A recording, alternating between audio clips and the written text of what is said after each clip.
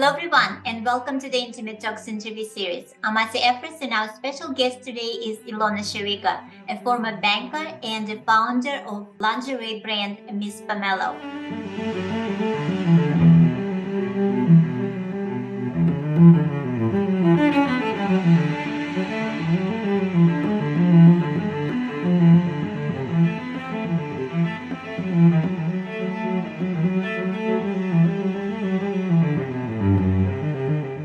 Hi Ilona, so nice to have you with us today. Hi, Asi. It's great to be here. Thank you so much for having me.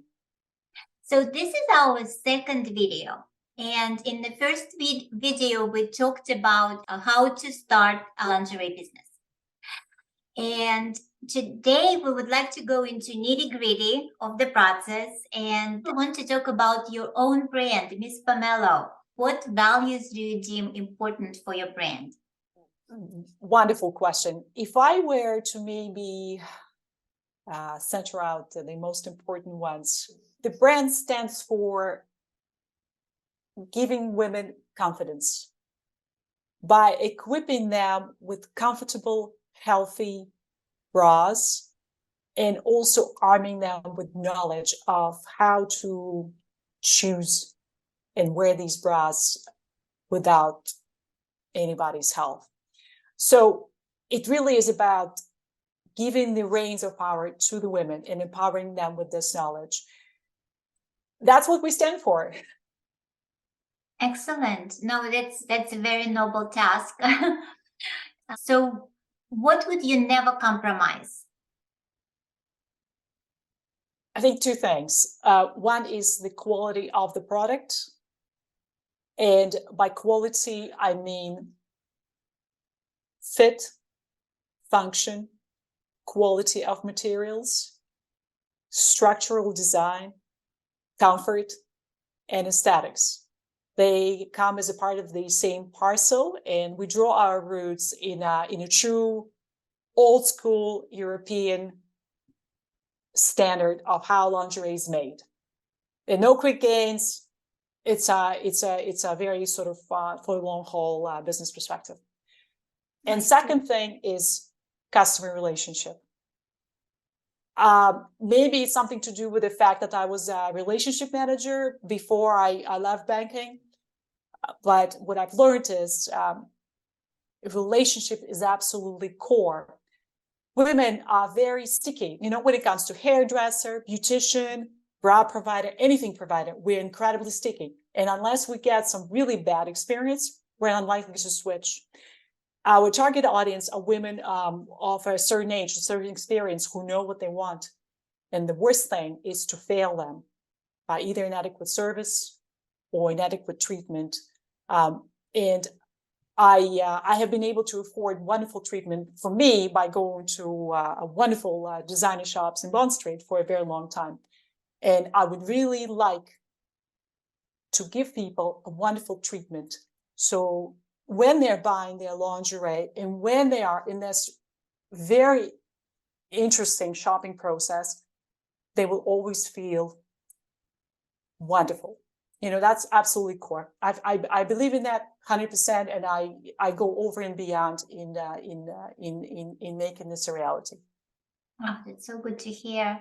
Oh, thank you. Thank you for that. So who is your customer? Very good question. The customer is, it's a blanket term, but I'd say it's women over 35, 40, some would say middle-aged, and these are women with fuller busts. So we as a company, we focus on bigger frames and fuller busts. So cups G, H, actually 38C and plus would be our sweet spot. I can answer why. Probably I should answer why, because this is the category of women who for the longest time have been a bit neglected. And we believe that when you have wonderful lingerie on, when it's comfortable and it's healthy, you can really manage whatever is on your plate throughout the day. You know, you can really embrace life much better than when you have worries about what happens if your bra malfunctions or you have discomfort or you have something pinching. And we decided to service this category because we felt that this is traditionally underserved and much deserving category of customers. Absolutely. I also think that plus size and fuller bust bras require more engineering, more knowledge, more construction. It's just kind of more of everything. So how as a Absolutely. brand, thank you. As a brand, how do you go about to find your customers? How do you find them? Well, it's all, despite everything you hear from the marketing gurus, and there's a lot of social media marketing, comes down to really simple truths. Who's your customer? You have to understand who is she? Mm-hmm. Is she a mother of two? Is she a nurse? Is she, does she run music school? Where do you find her? What does she read? Is she on social platforms? The way we go about finding our customer is answering these questions. And funny enough, despite all the fashionable ways that are being usually peddled by marketing gurus, my highest converting channels of marketing have been workshops where I invite people. We sit down. We haven't been doing this after pandemic, or only prior to pandemic, but we sit down. We discuss how to fit a bra, how to measure your size. We try on the bras. We have some champagne. It's a lot of fun, and it's a wonderful social gathering. And people buy at these events typically, and once they have been originated as customers, they can continue buying that. So that's a foolproof strategy. Second, that has been working fantastically for us are the fit kits. Fit kit is a set of swatches, fabric swatches, that we send out for free anywhere in the world. And these are just materials from which your prospective bra is made. There's nothing worse than when you see something beautiful, right? And when you touch it after you received it in the post, and it's two completely different things. But here, you can touch it, and you can feel the materials, and you can also measure yourself with a tape measure and then the instructions of how to measure at home whenever it's convenient for you, and it's quite accurate. So that's number two. And number three has been different events like webinars that we run. These are educational events, but they, through different influencers, we engage different communities. Again, people discover you, they like what you say, they see you as an expert, and that carries a certain amount of gravity, and they come back to you. Now, with the women who are of a certain age, it's, I'd say, unusual informational channel works like PR or even direct mail. These are effective channels as well. So we have tried Google ads, we have tried Facebook ads, but I think it's really easy to get lost in a plethora of what is being advertised in marketing. And our value add is not necessarily in the fact that it's a bra. It's in the fact that it's a bra that does delta in delivering the experience. And it's difficult to convey that through a Google ad. It's difficult to convey that through some faceless social media. It's much more effective when it's you have some traction and people see you and they see you at the events. One thing I should have mentioned is also whenever there are commercial events, for example, there would be plus size convention or conventions dedicated to women who have fuller figures. That's always great, but they don't happen like every day. It's it's a lot more rare than, let's say, workshops that we can organize or webinars that we can organize. So yes, these are the channels where we find them. And these have not been your usual Google ads. Google ads, as a matter of fact, has been a disaster in my case, because ever since I've started, I'll tell you, it was ridiculous. First £1,000 that we've spent, we only generated sales of, I think, £240, and we lost the rest. So it's a proposition to lose 80% on your investment. And there's no guarantee that they will be the repeat clientele. And here, people see you, they buy from you, they like you, and they come back again until you mess it up so badly that they don't anymore. That's another story. Oh my God, this is so creative. And thank you so much for sharing that because so you're opting for more personal and tactile experience as opposed to, regular out ads and like Google Ads and advertisement. I think as a That's startup, fantastic. you have to be creative. You have to be creative, and I think there's more value for street smarts than a playbook. I guess if I was a large corporate with all the funding in the world, I could have blown my money on advertising. But is that really a practical solution in my case? So you have to answer the question: what is it that you do? For whom, and what is a most effective way of getting there, but in a sticky way? Yeah, not you don't want to use all your ammo on the round one. You want to keep some of that. So that's just been my practical conclusion. Oh, that's fantastic. Great. It's a great way for younger brand owners and startups to kind of begin their journey. Thank you so much. So these are the ways how you approach new customers. What do you do to retain your loyal following, your loyal customers? One thing that I love doing, and I'm really guilty of that. So whenever we launch a new style, I send out a newsletter blast and I say, "Who wants to be our tester?" And a lot of hands go up. Right. And we send out free bras to pretty much everybody who volunteered.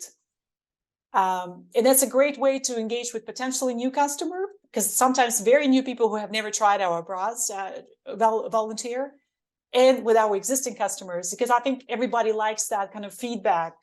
They keep buying, and this is one of the few ways how I can say hi. And one other thing that we do is Christmas tradition that we have. So we have a newsletter where we say, for the Christmas season, we become your personal shopper. So because we have a manufacturing unit, and we don't just produce for Ms Pomelo, we produce for a lot of other entities, and something that we sell directly in the market. The number of colors that are available in that stock room is just mind-boggling. So I say, tell me your size, and knowing what you've bought before and knowing your taste, I'll go and find pieces for you. And so I come back with a selection of, I don't know, 10, 15, 20 items that are in that size. And I think personal shopping with that kind of calibration is a pleasant surprise for the new year. So that's what we do on the New Year's. But what I wanted to say about treating customers and making them feel special, we put extras sometimes in the packages. I'll give them some free accessories or a pair of free bra. Or I know somebody has changed the situation. Maybe their income has changed. Maybe they relocated to the country. Just to say hi, I'm here. I appreciate your business. Because I think women are a lot more nurturing than men, and when you're in that kind of business, it's a little wink, that goes a long way. And also, what is valuable is when people write in their words, what is it that they liked about this testing bra? So I like this bra because, and then they use the verbiage that will resonate so well with others who are potentially buying this bra, and I don't have to do any work because then they gave me all the buzzwords. Oh, fantastic. Wow. I mean, there's so many simple ways to use the little resources that you have that can go a long way, that I think people should use them a lot more often. Exactly. And so you're treating them like your friends or family. Yeah. It's, Yeah. it's like, yeah, very warm. In a way, it makes me feel that I was a bit out of it, because as a banker, I'll go on the Bond Street and I'll blow easily. I don't want to even say how much. And I'd make friends with all these shop assistants until I realized that you should just develop friendships. So you should call your relatives, or do something a bit more normal, because this is not a friendship. But in a way, I like to play the same game, because I can see that people, they yearn for a connection and they yearn for understanding. And I know a lot more about my customers. I know a lot of the personal details. I know some of their situations in the families or hardships. And I believe in supporting and nurturing one another, because it all comes back to you. Wonderful. Absolutely. Oh, so good. What selling platform are you chosen for Ms Pomelo, and why? Yeah, excellent question. So let me answer this. So initially, when we went with identifying the website and how we'd go about setting up the website, the obvious solutions were go Shopify or Wix, or create your own platform and design your own platform. And I had the designs from the agency that I worked with.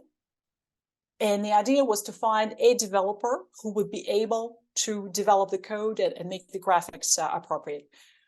It had to be something special, something where you come in and you feel different. And the website was created to have educational content. So when they come in and they can see the features, it wouldn't be some mind-boggling typical lingerie selling website where you see 1,000 bras and you're lost in the woods, right? Mm-hmm. No, it would be a finite selection of styles with a very characteristical design, simple, but heavy educational effort. And so I chose a developer who worked in WordPress, who was good at WooCommerce, because this was his forte, and because I liked the person, and he charged sort of a decent amount of quality and price balance. I went with that. I was absolutely new to this. I didn't know anything. For me, everything was absolutely brand new. So I went with a comfort feeling. In retrospect, maybe I would have done this differently. I think now there are fantastic opportunities such as Shopify, where they create a reasonably good websites. As a startup, you can start with that. You can gain volume, you can gain recognition, and then you can move on to another platform. Now, why would I be a bit hesitant towards places like Shopify is ultimately right now, I have my own website, I have my own domain, and I control all the content that goes on there. If Shopify, for some reason, doesn't like what I have on my website, they may take action. They may stop the payments. They may do certain things. So I don't really have the complete control over my content. And if God forbid that happens, not necessarily that it will, I don't have full control over the content that I create. And that is a major deal breaker for me. That said, if I were to start from scratch, I think I would go with something like that just as a quick run towards recognizability, and then I would change over to a more flexible platform. And one thing to know is the platforms, they constantly need updates, and that's a lot of funds. And even WordPress, in my view, is extremely inflexible. Every time you have to do product uploads or changes in inventory, it's such a time-consuming, very inflexible tool. Not happy with it at all. So I'm yet to find something that I'm happy with. I see. Well, this is a fantastic practical advice especially for new brands. Mm-hmm. And to add to that, we looked at Amazon, we looked at eBay. Again, the question that you should be thinking of is, who's your target audience and what is it that you're selling? Because if you're selling something to an audience that expects to get a good deal, then you go to eBay, right? But if you're selling a branded product, that probably you're best off selling it off your own controlled website. With Amazon, we had some horrendous issues with uploading the technical tables onto Amazon. And although I recognize it's a fast track to product recognizability, it's a matter of tweaking the algorithm before your product can be pushed up to the surface. But then I think the game becomes very much similar to eBay. And I still believe that I'm better served. The limited resources that I have as a startup are better served by doing the work on the channels that I've mentioned earlier. I see. Oh, fantastic. Okay, so when you just started Ms Pomelo, the brand, did you have to learn new skills? Because you didn't come from the lingerie background, you came from banking. And did you have to start, did you have to hire expert to be able to run your brand seamlessly? But it's a good question to have to answer because so many founders of fantastic brands didn't come having lingerie background, didn't come from the industry, but they came with amazing ideas. So and fantastic drive to succeed. Yeah, that's a great start, and it's a pretty much a pre-requirement. Well, what can I tell? A couple of years in, you definitely want to forget everything you know, and you definitely want to associate with a notion of status that you have gained, and start from scratch. Because remember that joke in the US 20 years ago, if you reach the company XY, blah, blah, blah, you know, if you want the director, press 1. If you want the janitor, please press 1. If you want the secretary, please press 1. That pretty much sums up the situation with the startup. My mom, who owns the family manufacturing asset, has actually asked me to come in on secondment, and she threw me in the deep end of the pool. So she asked me that I learn how the bras are made, you know, so I know what are patterns, how to change them, how to put them, you know, like simple manual things, how to put them on a piece of paper before they get cut, how to layer the materials before they get cut. So she says it's important for you to understand so that nobody can start telling you some fairy tales about why they're not doing the right thing, because then you'll have a firsthand idea and you can challenge that. Now, I know intricacies about the fabrics now. She also asked me that I learn how to use all the equipment. I don't know how to use all the equipment, but I know how to use 50% of the machines. You know, I stopped there so far. She's asked me that I know how to do some of the operations, because unless you actually make the bra, you're useless in sourcing the materials, because you don't understand how they go together and if they're good or they're not good. So that's a key take home. Now, as I mentioned, the website, you know, I didn't know anything about the website. I did not know anything about social media. I had to take multiple classes, how to write on social media, how to take photography, how to do videos, how to organize photo shoots. As a small startup, you know, we do reasonably good photo shoots, but I'm lucky I've chosen really good photographers. I've chosen really good models, and we had a lot of luck in producing these photo shoots. You know, it's a holiday for me when we have a photo shoot, because everything, all this hard work, all of a sudden comes together, and you understand why it was all worth it. Because sometimes when you're exhausted because you're putting together the samples in the evening before the photo shoot, you barely can say your name. You know, it's I would say it's incredibly hard work. Then I also had to immerse myself in what are Google ads, how to advertise on Facebook, because yes, you can outsource some of these things to a professional, but sometimes you think you can do them just as well as a professional. In terms of marketing and PRing, somebody who is a banker, she gave me advice. She started her own business for very elite dresses, and she said, do not hire a PR person, because they will want to charge you 5,000-6,000 per month, or even 2,000-3,000 per month. But you know what? You'll be better off writing your own PR list and shooting these letters to the editors, and you will do a better job in presenting your own brand that this person will. And so you will save yourself 2-3 grand, but the impact will be the same. So, and I did exactly that. And you know, with a little effort that, well, no, it wasn't a little effort, but it takes an incredible amount of effort. But, you know, I got places. So if you have the opportunity to do some things yourself, I would say learn that, because it's never a wasted energy. It will always go some places. Some things are incredibly technical, like development. I can't do the development. I have a developer who looks after the website. SEO, I can't do them. I know the building blocks of it, but I can't do that. It's down to a very technical people. Well, that's I think as a founder, you have to organize everybody to be able to do good work. But no, don't try to do everything yourself, but know a lot of things. Oh, that's a good advice, because a lot of startups, the founders, they wear so many hats, and then it becomes difficult to let go of some of them. So they become attached. You know, there's one truism that I've heard in some of these VC conversations, and I think it's very important, especially when you have VC funding behind you.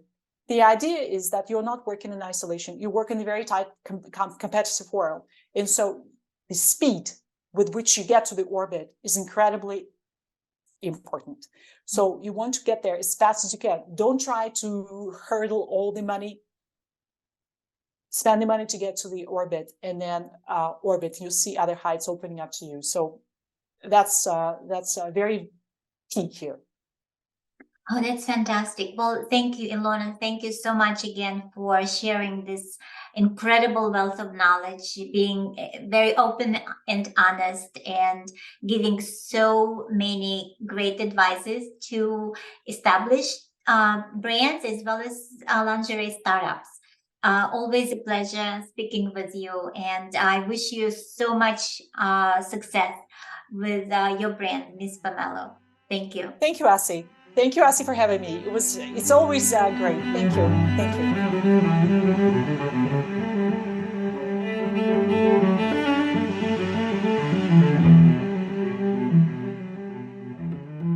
If you find this content useful, please like the video, hit that notification bell, and subscribe to the channel to see more videos from the Intimate Talks interview series. I'm Asi Efros. Thank you so much for watching.